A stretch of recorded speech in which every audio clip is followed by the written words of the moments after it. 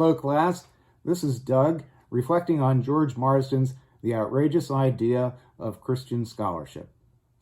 Through his book, The Outrageous Idea, George Marsden makes a significant contribution to the study of the relationship of faith to learning.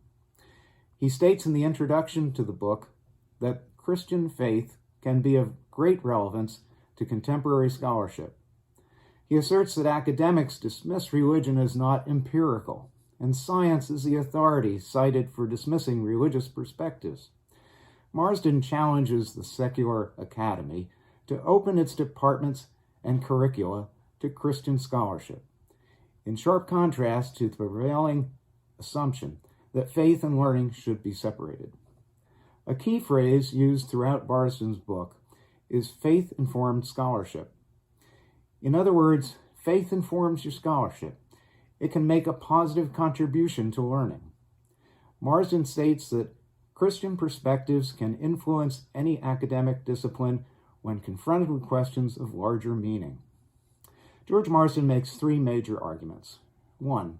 The Academy stigmatizes faith-informed scholarship for reasons which are never applied to other pre-theoretical influences used to shape scholarly inquiry. 2. Faith-informed scholarship has a legitimate role in academia if it follows the rules appropriate to the field of study in question. 3. Faith-informed scholarship can enrich the academic life of the university community. A Christian worldview can enrich scholarly perspectives on human rights, economic justice, and the origins of the universe. In his review of Marsden's book, Robert McElroy praises the work as a skillful effort to identify the benefits of faith-informed academic inquiry.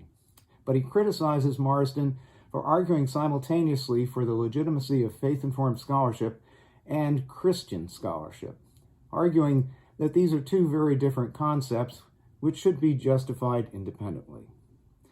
In his generally positive review, James Heft notes several problems with the book.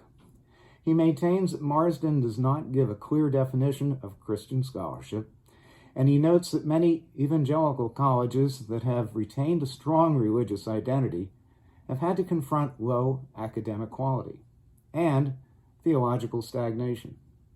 He also asserts that Marsden's judgment that the Enlightenment is over may underestimate the number of academics who continue to work believing their methodologies produce objective knowledge.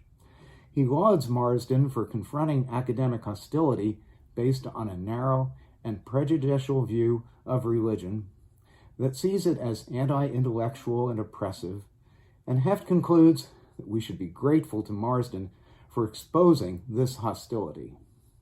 While Marsden presents a compelling argument about the relevance of faith to scholarship, Diana Stano finds that it is difficult to follow his theoretical positions for establishing the validity and value of considering a faith-based perspective. She commends Marsden's view of the importance of a variety of perspectives in scholarly work, because it is impossible to be completely objective in academic analysis and interpretation. She maintains that Marsden presents a strong case for academic institutions to consider the way that faith perspectives interface with scholarship.